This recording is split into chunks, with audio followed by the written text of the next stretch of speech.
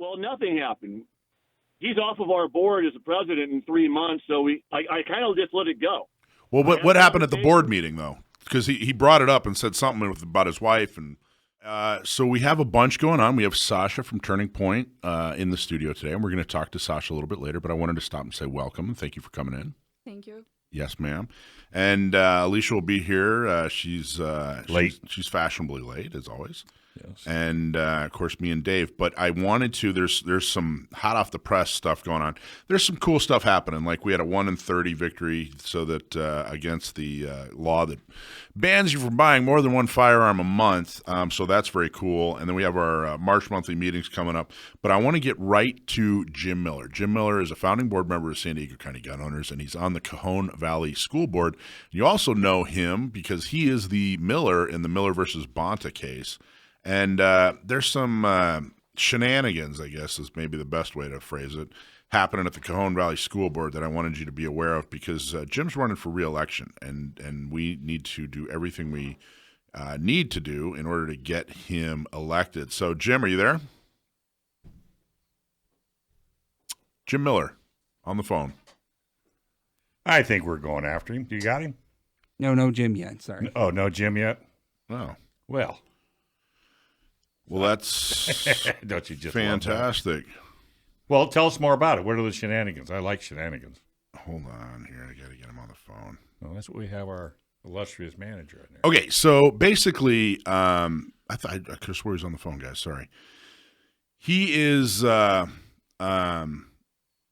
being attacked by another board member, and I wanted to get to the bottom of it, really. I have some details, and the board member, the other guy is a guy named Anthony Carnevale, and he's been a constant problem, frankly, since he got there. And he's actually running somebody against Jim Miller as if and implying that Jim Miller isn't conservative enough or whatever. I mean, Jim Miller is a superstar. Jim Miller was he was there running. He was there on the board fighting back against the ridiculousness of COVID. He was the one who said, when they said, hey, we want to get some trans activists to read to your kids. He was the one that said, nope, that's not going to happen. Mm-hmm. He's the one who said, no, we're not going to do a bunch of anti-gun stuff. We're going to secure our school.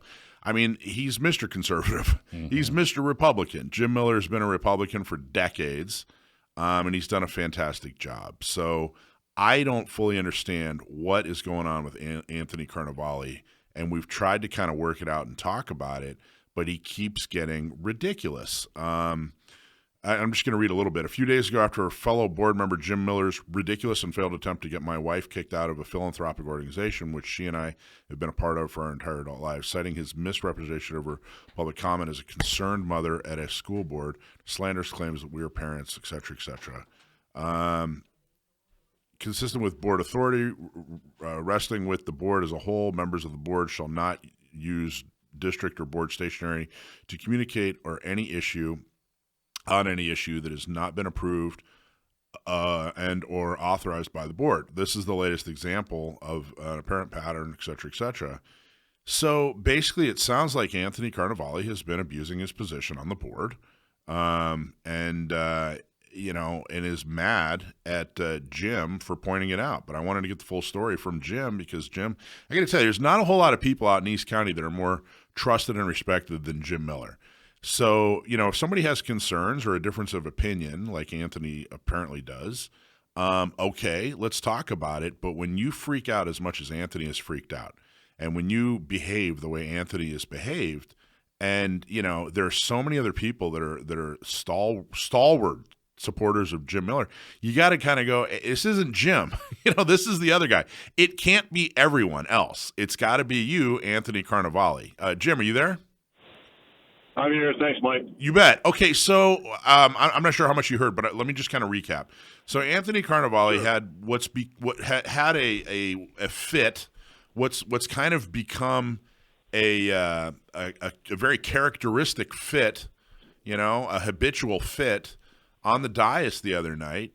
And I really wanted, it had something to do with his wife and him abusing his position on the board. And I wanted you to come on and clarify as much as you can and give details because he's all over social media making claims And I want to make Yeah. sure that that you get you can speak your piece. I appreciate that, Mike. So, the unfortunate thing is, when you think about it long term, Anthony and I, we have, to some extent, we have very similar goals. We're both Republicans, but I look at things in such a way as I don't care who gets the credit. I don't care where the good idea comes. Let's have good ideas. And he is very much, if he doesn't get the credit and if it's not his idea, then we just can't do it because it has to be something wrong. It has to be some sort of hidden agenda. Unfortunately, he sees a conspiracy theory under every piece of paper. He's openly said he wants to fire our superintendent, which I can understand how superintendents throughout California that assisted in keeping schools locked down during COVID and just followed the hard left party line, they should probably be evaluated. But as you mentioned earlier, we were the largest public school system that stayed open during COVID. That does not happen just because the board says so, right? That's a collaborative effort of the superintendent, the cabinet, the staff, all of the bargaining units. In Cajon Valley, up until 13 months ago, we had a pretty good, well-oiled machine going. Stayed open during COVID, got rid of the masks update. I was able to write curriculum where boys don't get credit for competing against girls in PE.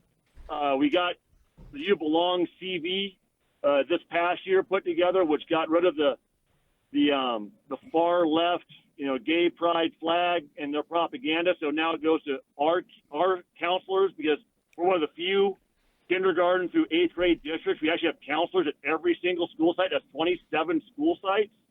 So now kids that do have a problem, whether it's just a regular bullying issue or a bad day at home or a transgender issue that really does exist for that young child, they now have access to real services.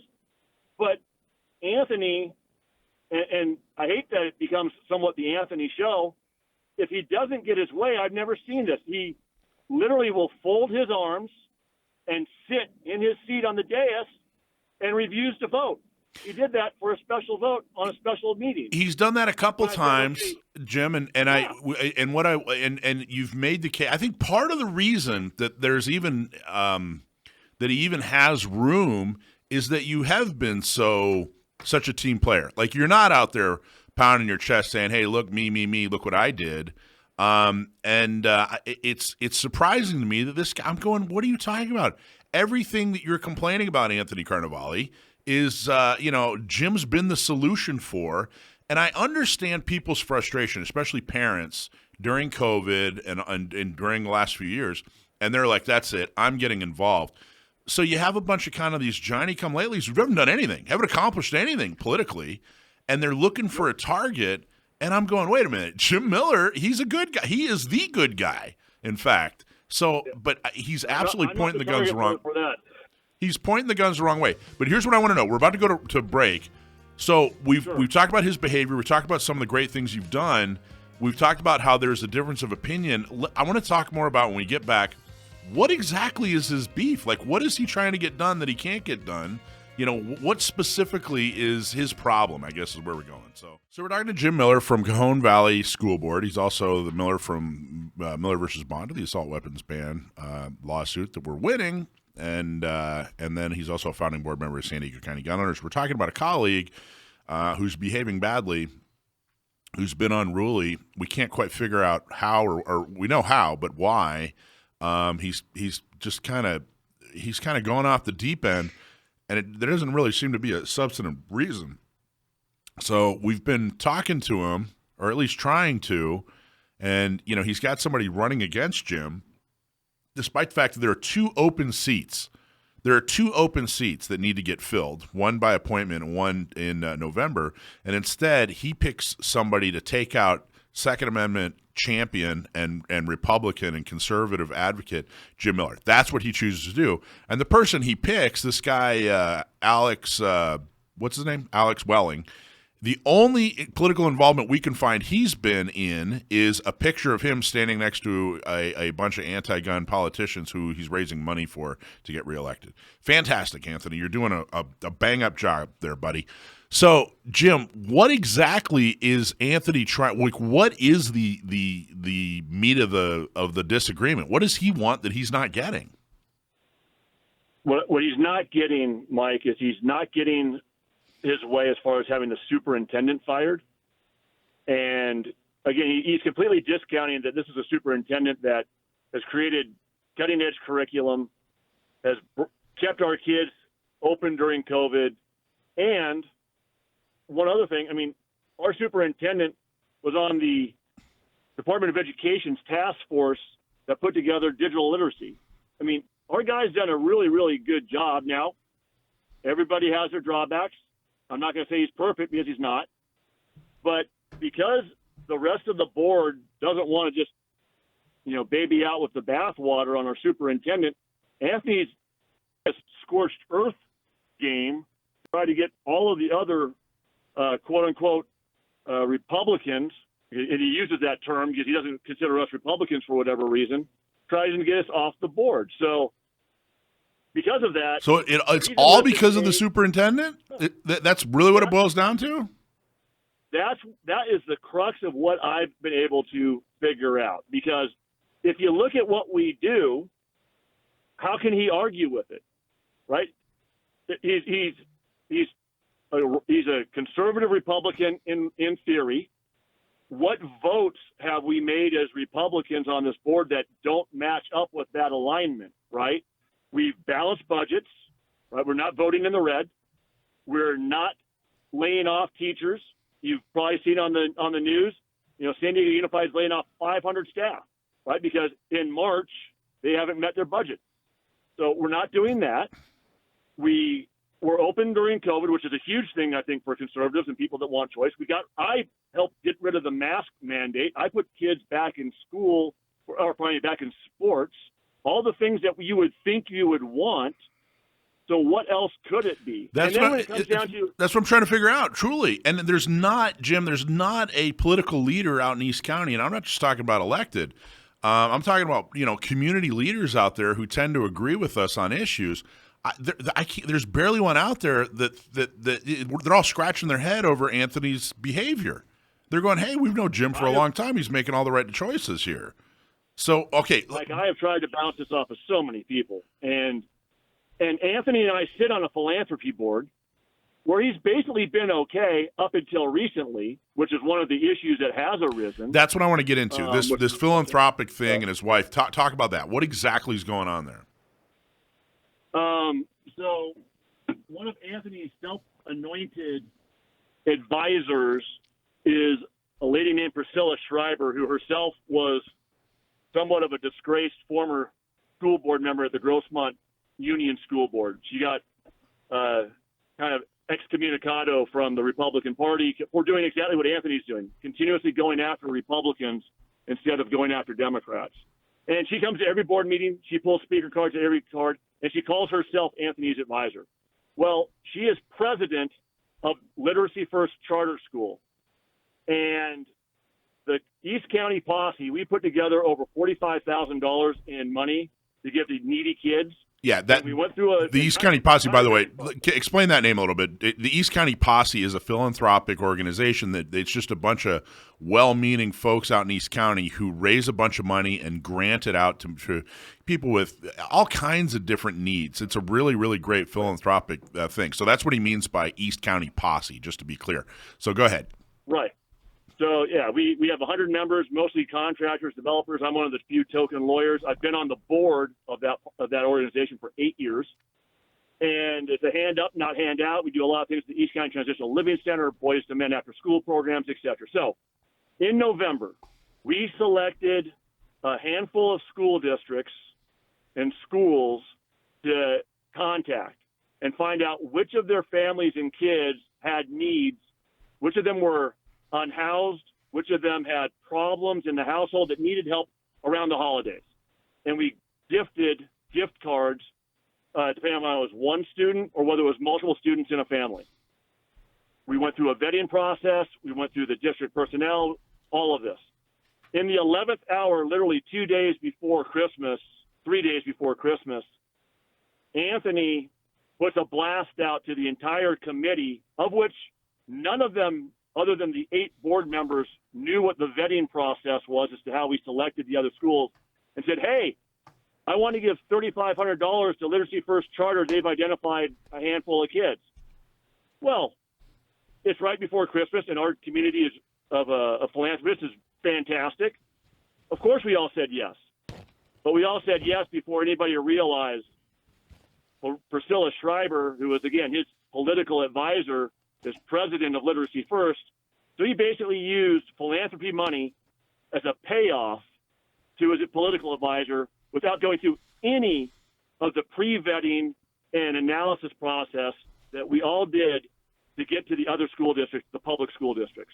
Okay, and so that didn't sit well with me. That could, I just to kind of recap here, Jim. So you guys give out money. You went through a vetting process. At the last minute, he said, "Hey, wait! I found some more folks." You guys said, "Okay, hey, it's 3-4 days before Christmas. Let's fast track this to make sure these kids have a nice Christmas." And then come to find out, it was just kind of a payback. A payback, but it appears to have been legal, but questionably ethical. Exactly, because here's the problem. We know we can't help every kid in the East County, right? So we made hard decisions.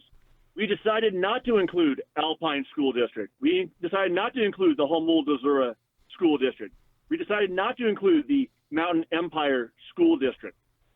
Good districts that probably had kids that we could have helped. We made those hard decisions because you have to when you have limited funds. So when he comes in the 11th hour with somebody who had not even been mentioned, didn't exist, and then he wants to give them money, and again, the 30-member committee says yes because they don't know all the vetting process that we did as a board, and nobody but myself and maybe one other person realized at the time, oh, wait a minute. That school that Anthony wants to give money to is directly related to his political assistant and advisor. Okay, so right. he steps right over other needy kids, and his political advisor or whatever gets a payoff. Again, not implying any of this is illegal, but certainly unethical. Nope. And just kind of. Well, so then what happened? Well, nothing happened. He's off of our board as a president in 3 months, so I kind of just let it go. Well, what happened at the board meeting, though? Because he brought it up and said something about his wife and philanthropic something or other. Well, that comes up because the conversation that was privately had, he somehow got a hold of, and nobody pursued it. It's a complete fabrication that anybody was trying to forcibly push him off the board. There was a discussion, but nobody brought it to the posse board. That was not done. Complete lie. Oh, and he's saying that, and he's basically saying you. So he's basically saying that you guys are trying to throw him off the board. Him and his wife. That's his contention. Even though we decided not to do that because he comes off the board anyways in June. He's done. Right. So we let it go. Then all of a sudden, he brings it up at a school board meeting.